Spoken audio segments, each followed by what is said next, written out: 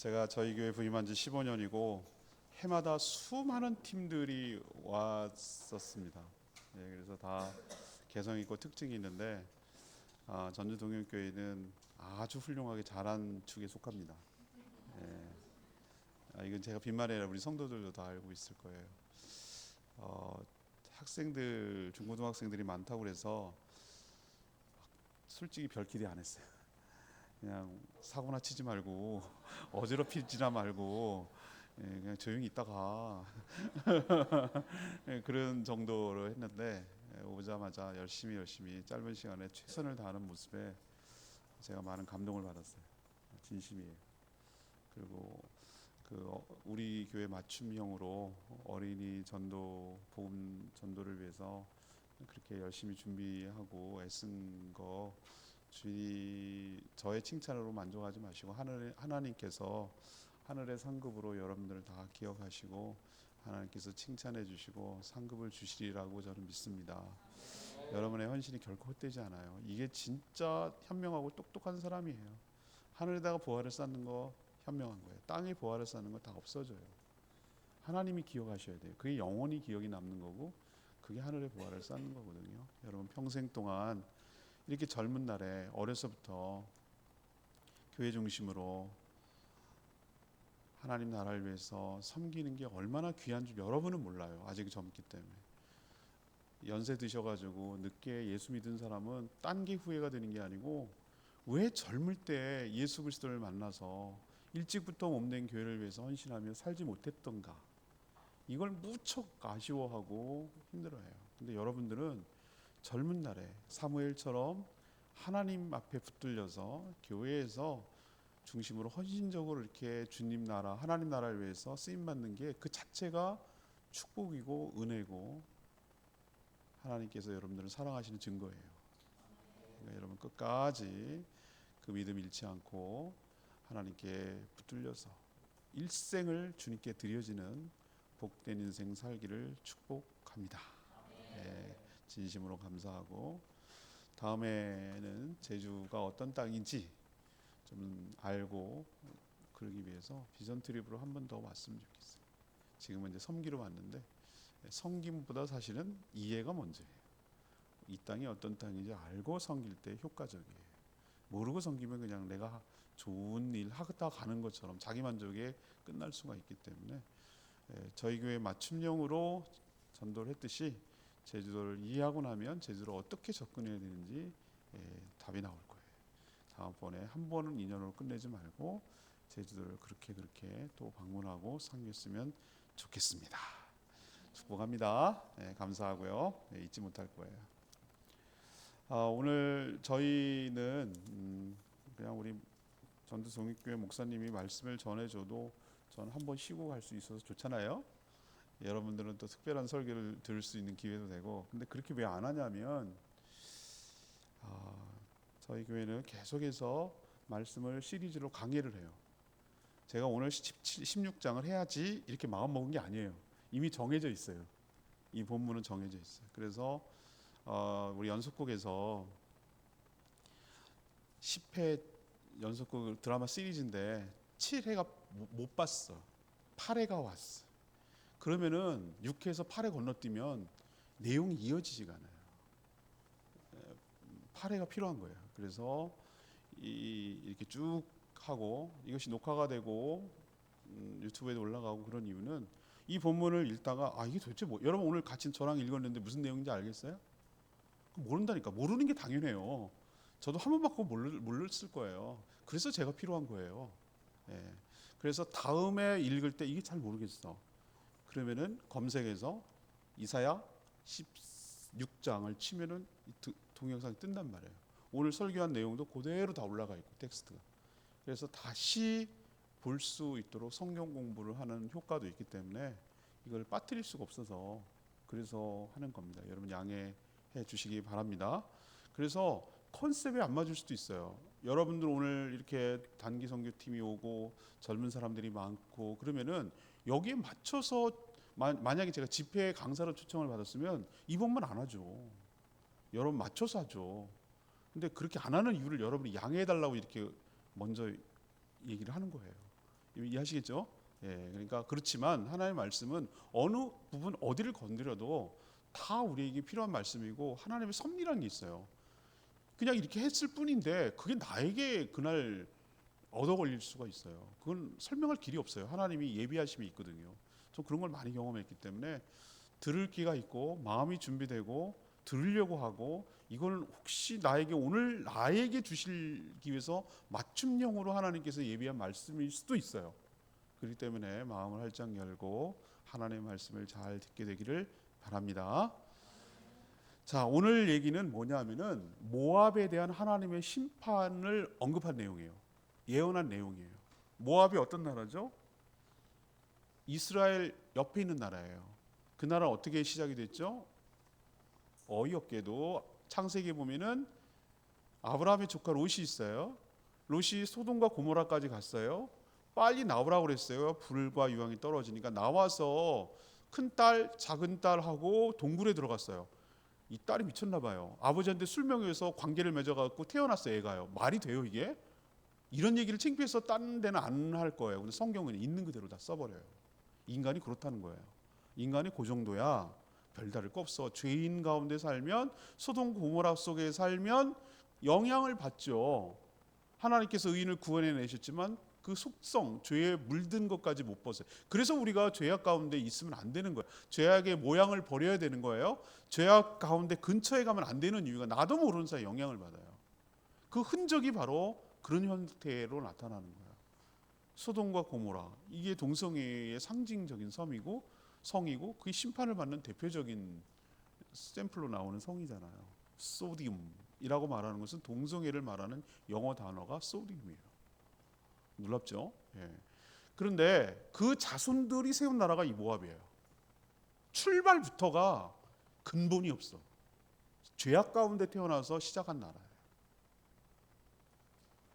아니야 다를까 이스라엘 족족 싸우고 족족 시비를 걸고 족족 거슬리는 가시 같은 존재였어요. 모압이 옆구리에서 계속 치고받고 싸우고 사사시대에는 괴롭혔다가 다윗 왕 때는 정복당했다가 결국은 누구한테 망하나? 누구한테 망할 것을 오늘 예언하고 있냐면은 바벨론이란 나라한테 니네가 망할 거야 라는 것을 어제 본문 오늘 본문에 걸쳐서 얘기하는 내용이 오늘 내용이에요. 그래서 어떻게 망하는지를 오늘 디테일하게 그려내고 있어요. 자, 하나님의 심판으로 죽거나 이제 도망치는 장면을 오늘 묘사하고 있는데 그럼 어디 가서 사냐 이렇게 얘기하는데 다윗의 장막으로 가래요. 다윗의 장막으로 가야 너희들이 살 길이 열릴 거다. 지금 제가 전체적인 내용을 요약하고 있는 중이에요. 지금 배경을 설명하고 있는 거예요. 처음 듣는 사람이 이게 무슨 소리야? 라는 것 때문에 사전 지식이 전혀 없기 때문에 그걸 설명하고 있는 거예요. 왜 걸로 가야 되냐? 그 땅만, 거기 다윗의 장막만 하나님의 공의가 충실하고 공의가 통하기 때문에 그렇다는 거고요. 그럼 왜 모압은 하나님의 심판을 받는가? 오늘 설명하고 있는데 그들이 교만함 때문에 심판하신다고 얘기하고요. 그래서 심판이 단행되면 그들이 섬기는 신, 그모스 신이라는 게 있는데 그들이 섬기는 신 이름이에요. 아무리 부르짖고 아무리 해봐야 소용없다는 거야. 그건 헛된 신이니까. 있는 존재가 아니니까. 허상이니까. 우상의 실체가 그런 거니까. 그래서 하나님은 딱 3년 줍니다. 3년 주는 이유는 기한을 주는 이유는 이 기한 안에 회개하지 않으면 회개할 기회를 주는 거예요. 근데 이런 식으로 망할 것이다라고 언급한 내용, 예언한 내용이 바로 오늘 16장이에요. 예. 이사야 중에서 별로 인기가 없는 거예요. 그냥 뭐 그렇다니까 알았어요. 뭐 이런 거지. 이 부분은 많이 안 다루기 때문에 여러분이 인식이 없는 거예요. 그러나 성경의 어느 부분도 불필요한 부분은 없어요.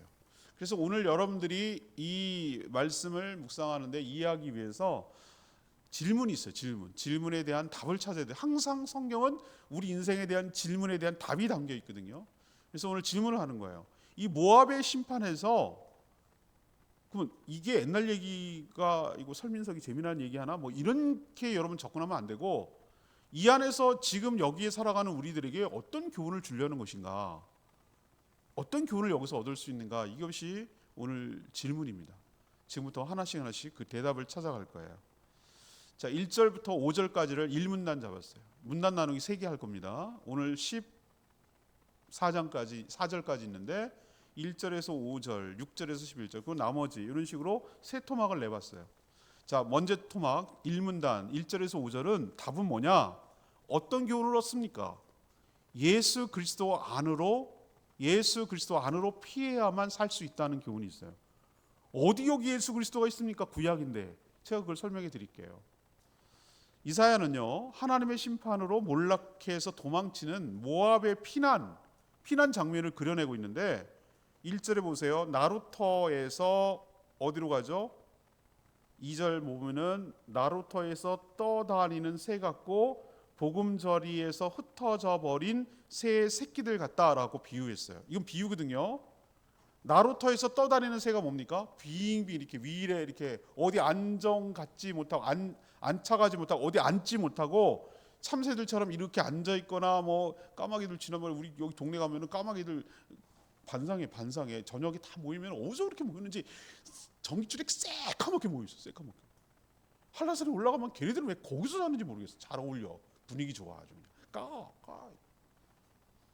근데 걔네들끼리 대화하는데 여기 전기줄에 앉아가지고 똥 싸면서 하는 얘기가 오늘 어떻게 지냈어? 어디 맛있는 데 먹었어? 뭐 지네끼리 서로 막 하는 것 같아.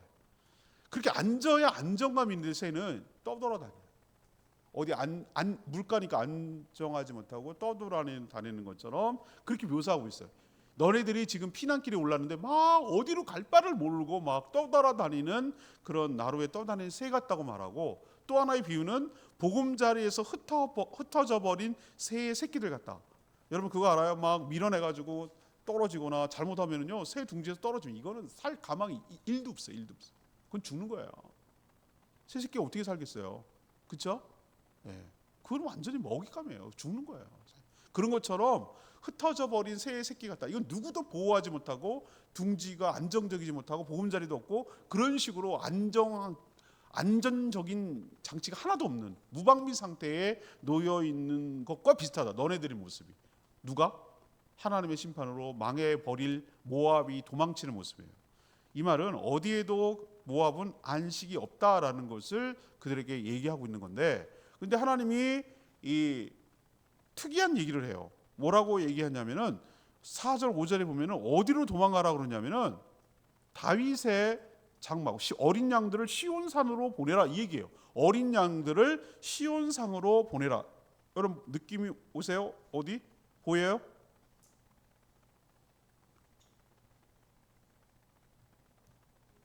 예.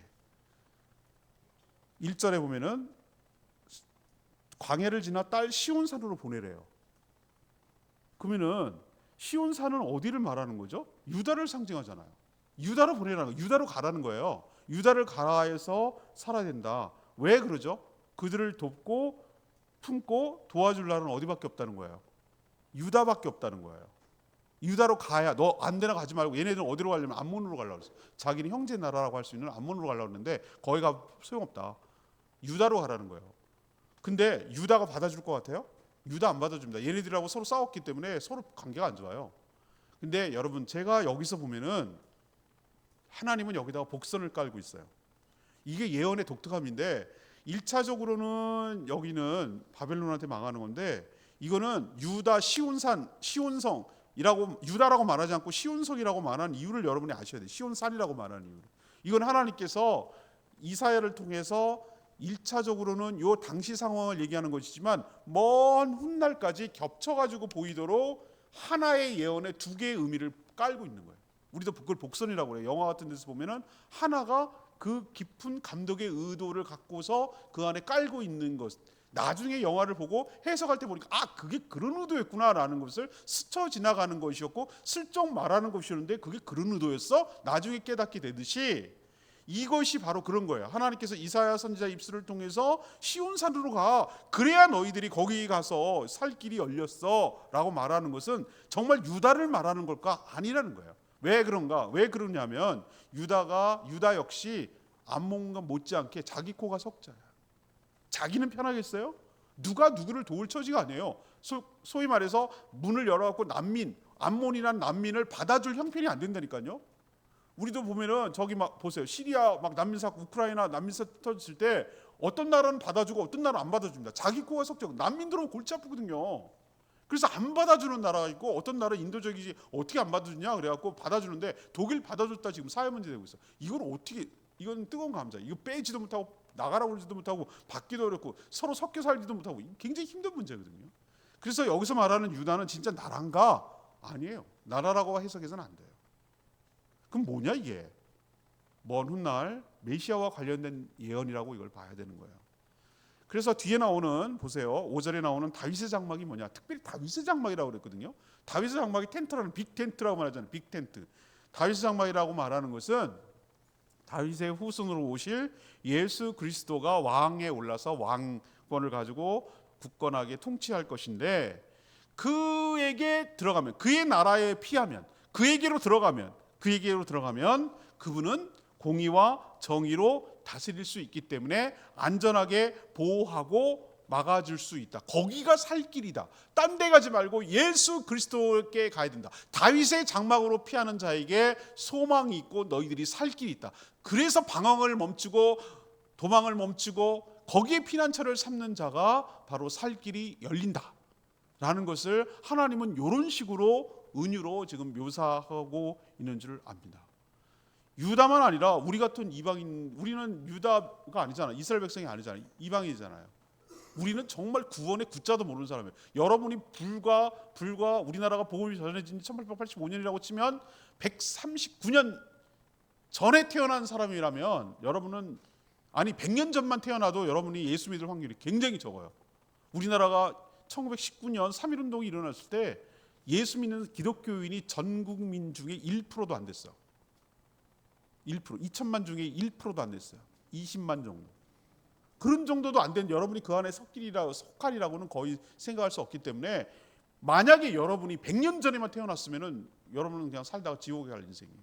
물론 뭐 뒤늦게 태어난다고 해서 예수 믿는 건 아닌데 여러분이 태어난 시점조차도 하나님의 은혜인 줄로 믿습니다. 근데 기회가 얻었다는 거지 그 자체는 그건 아니에요. 여러분이 도망가고 사단의 권세에서 피해서 하나님의 심판으로 피해서 갈 때는 딴 데가 있는 것이 아니고 방황해봐야 둥지에 떨어진 새 같고 떠돌아다니는 새에 불과해요. 어디로 가야 되는가? 다윗의 장막 예수 그리스도 안으로 들어갈 때 여러분이 보호를 받고 구원을 받게 될 줄로 믿습니다. 예수 그리스도를 믿는다는 것은 예수님이 내 안에, 내가 예수님 안에 있다는 뜻이에요. 이거는 호환이에요. 호환. 여기 제가 늘 비유드리잖아요. 물이 있어요. 여기가 식초가 있어요. 식초에 물을 타든 물에 식초를 타든 섞이는 순간 구분할 수가 없어요. 근데 물이 식초 맛이 나요. 왜? 섞였거든. 나는 예수님이 아니었어요. 예수님이 내 안에 들어오는 순간 나는 예수님 맛이 나고 예수님 향기가 나기 시작해요. 예수님이 내 안에 들어있거든요. 근데 그 말은 또 내가 예수님 안에 있다는 뜻도 되는 거예요. 예수님 안에 있으면 예수님은 그 어떤 악한 세력도 예수님을 공격해서 쓰러뜨릴 자가 없어요. 예수님이 피난처고 예수님이 보호자고 예수님이 피할 바이신 줄로 믿습니다. 구약이 그걸 벌써 얘기하고 있는 거예요. 어디로 가라고? 예수 그리스도로 가라고. 어디로 가라고? 다윗의 장막으로 가라고. 거기가 너네들이 살 길이라고. 이것을 우리에게 가르쳐줘요. 자, 두 번째 이문단이에요. 이문단. 6절에서 11절까지 말씀이에요. 6절에서 11절까지 하나님은 우리가 어떤 교훈을, 이게 지금 오늘 질문이 뭐였습니까? 질문 잊어버리면 안 돼요. 모압이라는 나라의 심판을 통해서 우리가 어떤 교훈을 얻을 수 있습니까? 이게 오늘 끌고 가는 질문이에요. 자, 두 번째는 6절에서 11절까지 하나님은 교만한 자를 반드시 심판한다. 하나님은 교만한 자를 반드시라는 말에 붙여야 돼요. 반드시 심판한다 라는 것을 우리가 교훈을 얻을 수 있어요. 모압이 하나님의 심판을 받게 된 결정적인 이유는 뭐냐? 6절에 나오죠. 그들의 무엇 때문에? 교만함 때문에. 교만함을 들었는데 하나님 뭐라고 표현합니까? 심히 교만하도다 라고 강조를 했어요. 모압이 교만하다는 소문은 널리 퍼져서 모든 주변 나라들이 다 알고 있어요. 그냥 교만한 게 아니라 심히 교만했어요. 거만해서 쉽게 분노했어요. 자기 자랑에 빠졌어요. 그렇지만 하나님의 심판 앞에 꼬꾸라졌어요. 슬퍼하며 통곡했어요. 과거의 영광에 심취해서 현재의 죄악과 다가올 하나님의 심판을 보질 못했어요. 이게 교만한 자의 특징이거든요. 무슨 소리도 안 들어요. 남의 얘기를 듣지 않아요. 교만한 사람 특징 아시죠? 자기가 항상 옳아요. 자기가 항상 맞아요. 자기 기준이 옳아요.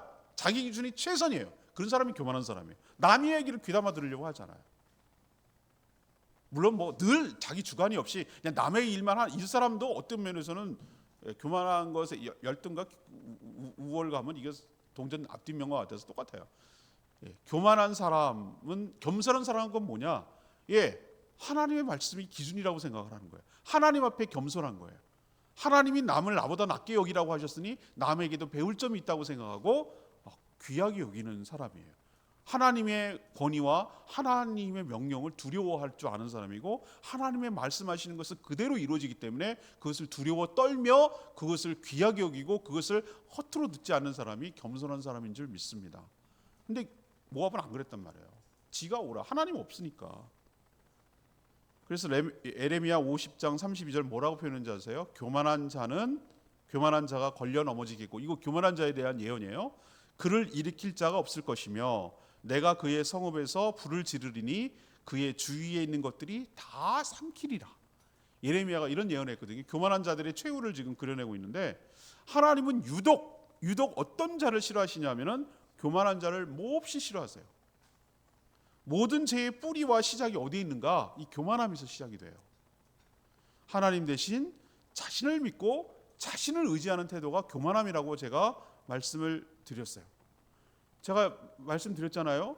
이 교만은 매너에서 찾으면 안 된다고, 말투에서 찾으면 안 된다고, 복장에서 찾으면 우리 깜빡 속아 넘어가요. 저는 수많은 사람들을 많이 만나는 직업 중에 하나예요. 그래서 사람을 이제 어느 정도 볼 줄 알아요. 이게 좀 대화하고 얘기하고 하다 보면은 어느 건지 느낌이 와요. 이게 촉이 와요.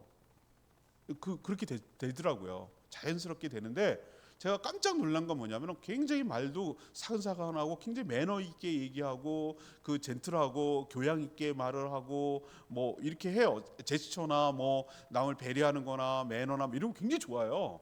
굉장히 누가 봐도 멋있어요. 젠틀하고. 그런데 말을 좀 해보니까 이 사람은 하나님 안 믿어요. 근데 그 나오는 풍기는 교만함이 막 빡빡 느껴져요.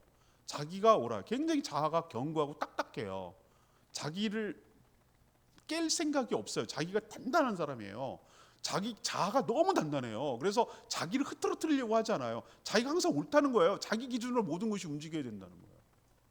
그래서 제가 깨달았어요. 이 사람은 건과 달리 상당히 굉장히 마음이 딱딱하고 교만하구나.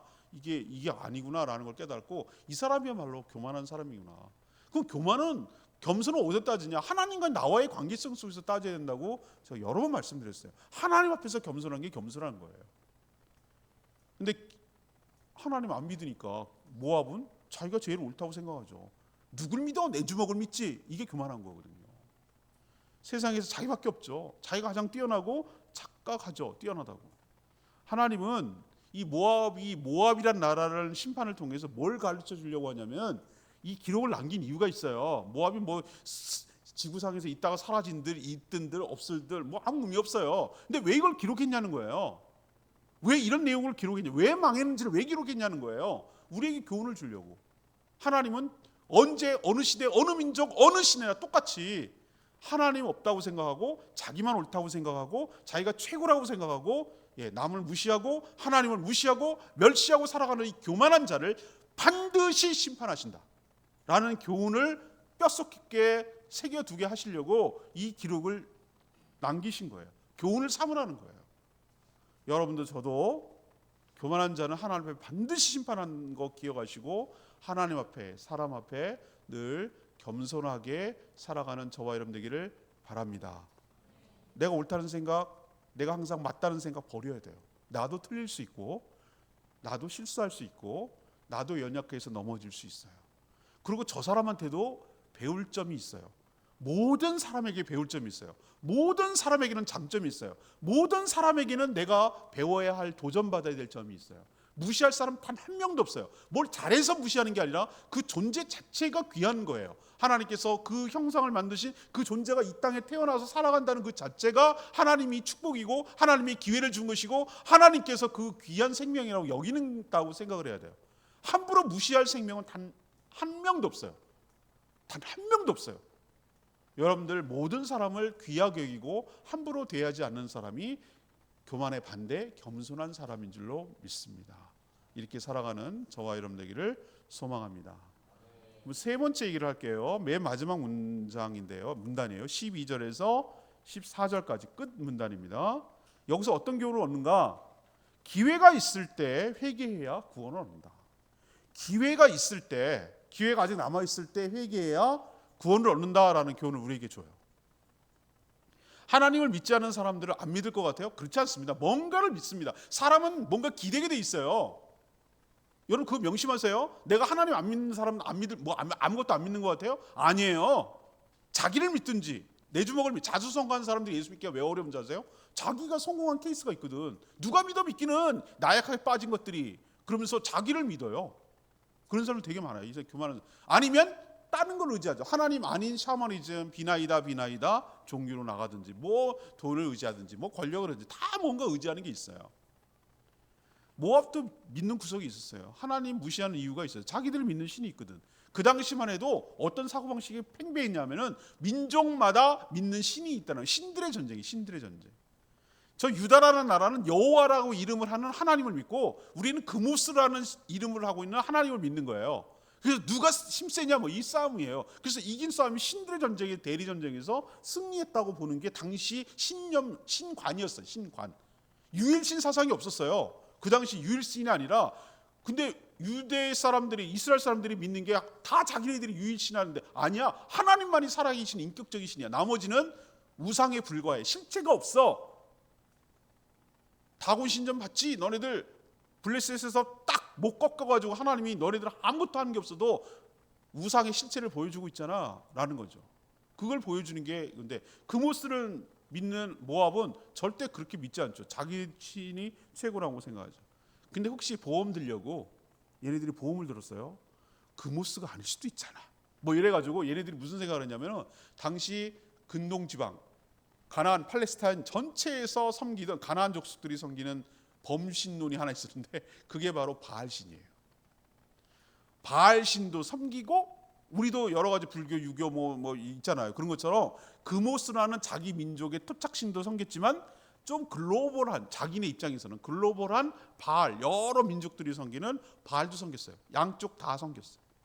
그리고 열심히 섬겼어요. 얼마나 잘 섬기는지 오늘 보세요. 10 몇 절에 보십니까? 12절 보세요. 모압이 그 산당에서, 자기들이 섬기는 산당에서 뭐 하도록? 피곤하도록 봉사하며, 자기 성소에 나가서 뭐? 기도할지라도 뭐 한다고? 소용없다고. 이들이 신심이 없는 게 아니에요. 자기 신 섬기는, 자기들의 신을 얼마나 열심히 섬기는지 피곤할 정도로 봉사하고 서비스하는 거죠.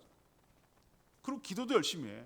남들이 보면 이 사람들 신앙심 좋아요. 여러분들 기독교인들요 깜도 안 돼요. 다른 종교들이 얼마나 열심히 하는지 여러분들 상상 초월이에요. 여러분 아시죠? 불교에서 진짜 고승들 보면은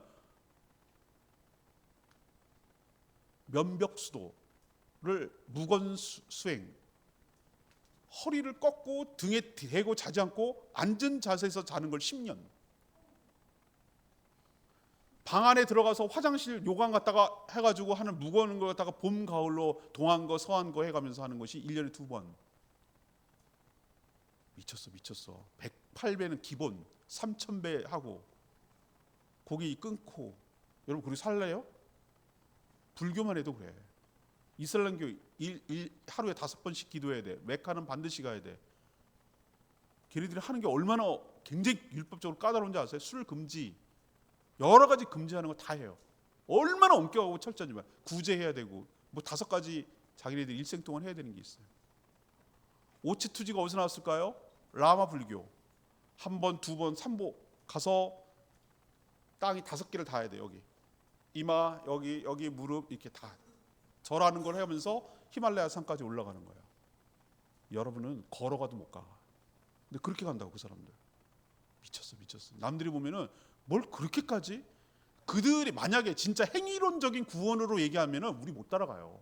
근데 하나님 감사하셔야 돼요, 여러분들. 어떤 공로나 어떤 행위로도 구원을 받지 못한다고 하셨어요. 어떤 걸로도 하나님을 만족하지 못한다고 하셨어요.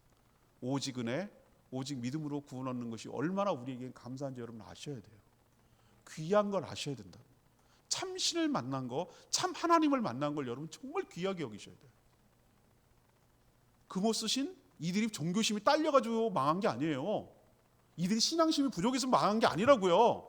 그들이 위기가 닥쳤을 때 누구보다도 열심히 했다고, 피곤할 정도로 열심히 봉사했다고 그러잖아요. 종기심이 약한 게 아니에요. 그들 나름대로 열심히 했다니까요. 그들 우리로 칠까요? 비나이다 치성을 들였어요. 정성을 다했다고 굿도 크게 했고요. 정성을 다해서 했다고. 안 되잖아. 하나님께서 안 되잖아. 아무 소용없다고 오늘 얘기하잖아. 실체가 없으니까.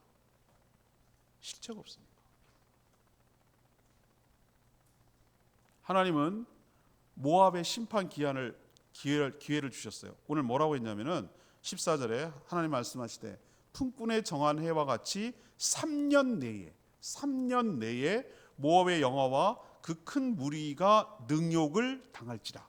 그 남은 수가 심히 적어 보잘것없이 되리라 하시도다. 자, 품꾼의 정한 해가 3년이었나 보죠. 당시 3년 동안 고용 기간이었나 보죠. 요걸 그 당시 통용되는 것이었어요. 3년을 주셨어요. 3년 안에 모든 영화가 다 사라지고 치욕과 능욕만 남게 되고 매우 숫자가 적을 거다. 이 사실을 왜 알려줍니까?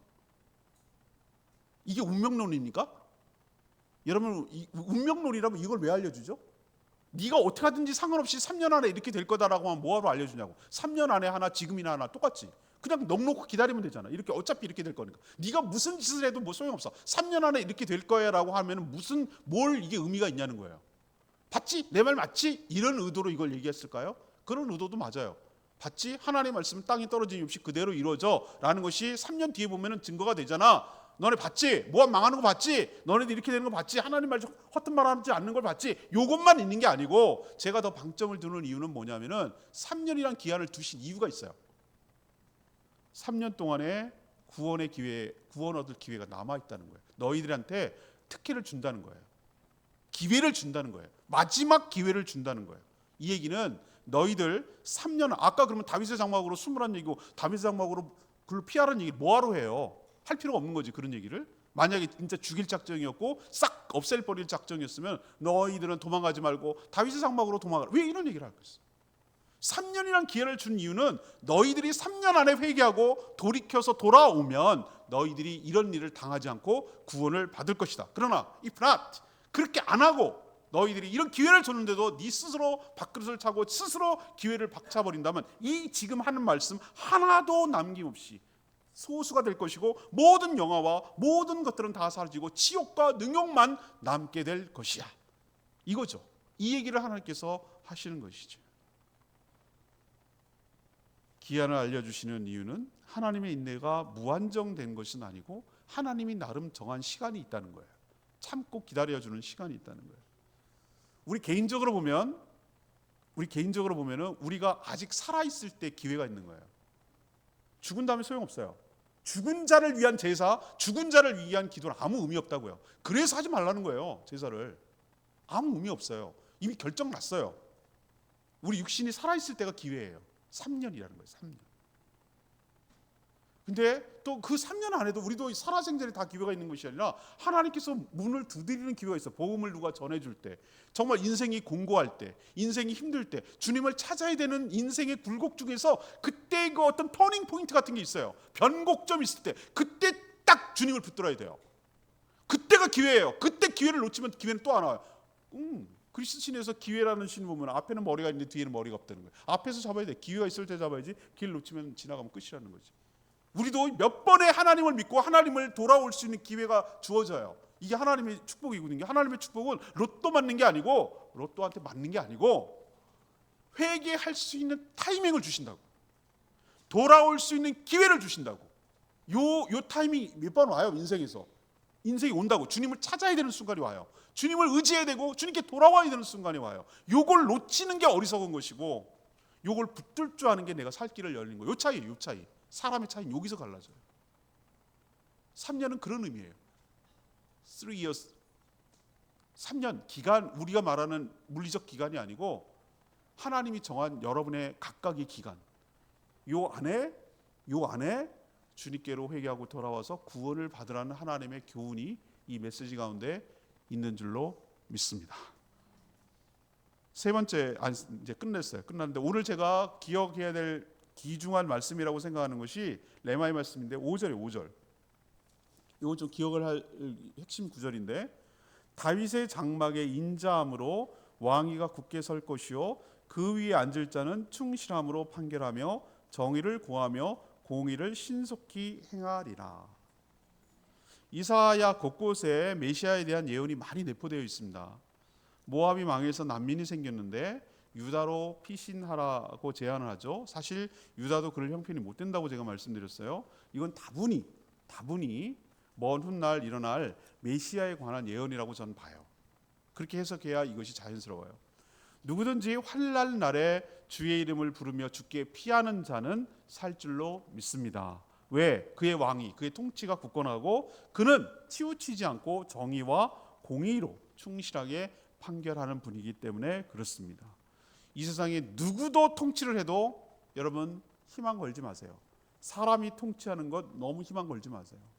주님이 다스리는 그 나라가 될 때 비로소 공의와 정의가 뭔지를 깨닫게 되고 억울하고 분하고 원통하고 슬프고 그런 사람이 사라지고 누구라도 공평한 정의로운 그런 세상에서 살게 될 줄로 믿습니다. 그날이 오기를 소망하며 살아가는 저와 여러분 되기를 소망합니다. 오늘 말씀 붙들고 기도하기 전에 아까 찬양 부른 거 있죠? 오직 믿음으로 찬양집 529장 찬양집 529장 부르고 오늘 말씀 붙들고 그렇게 살게 해달라고 기도하는 시간 갖겠습니다. 찬양집 529장입니다.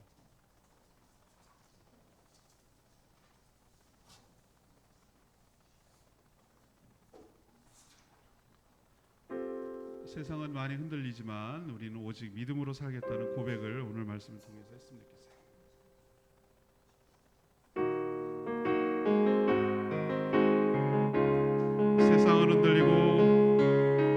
세상은 흔들리고 사람들은 변하여도 나는 주를 섬기리. 주님의 사랑에 영원히 변하지 않네. 나는 주를 신뢰해. 오직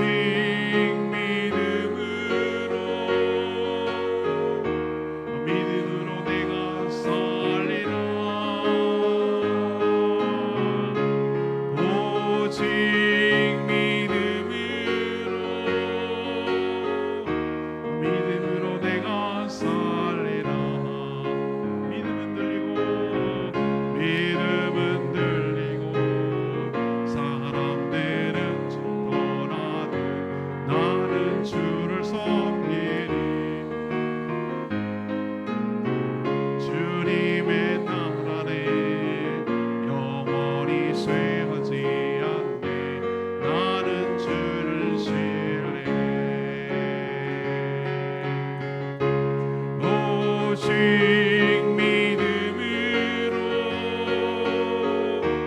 믿음으로 내가 살리라. 오직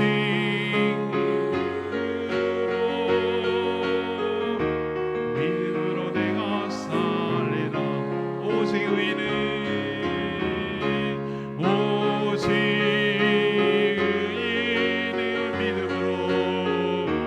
믿음으로 말미암아 살리라. 오직 의인은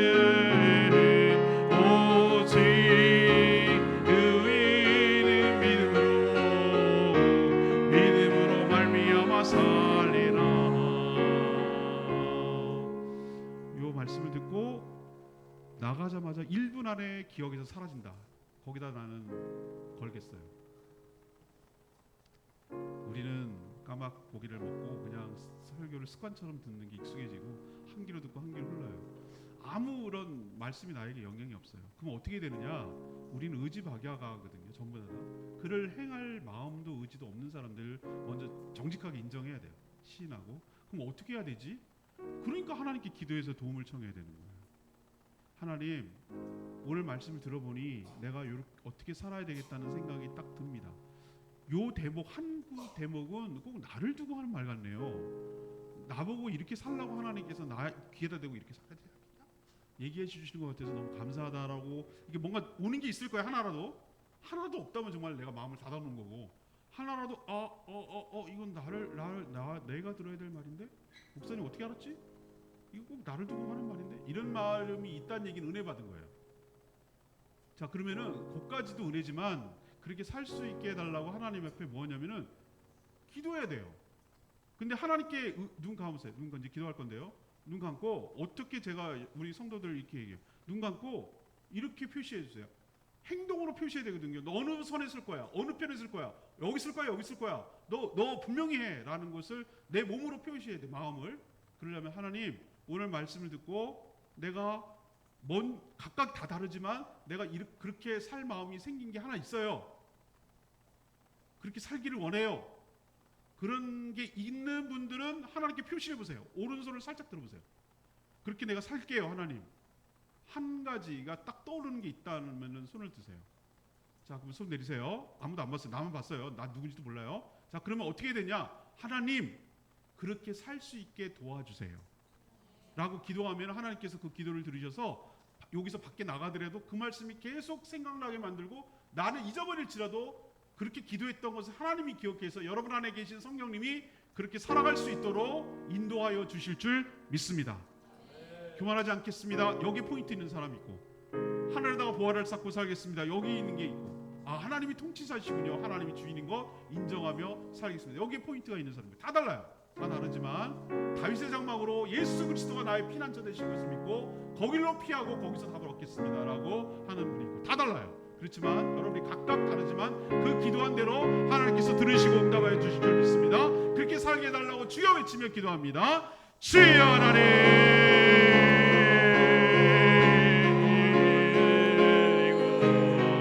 사람들은 변하여도 나는 주를 섬기리.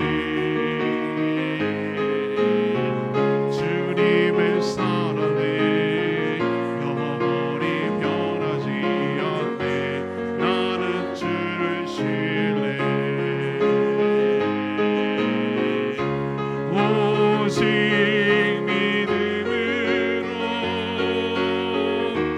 믿음으로 내가 살리라. 오직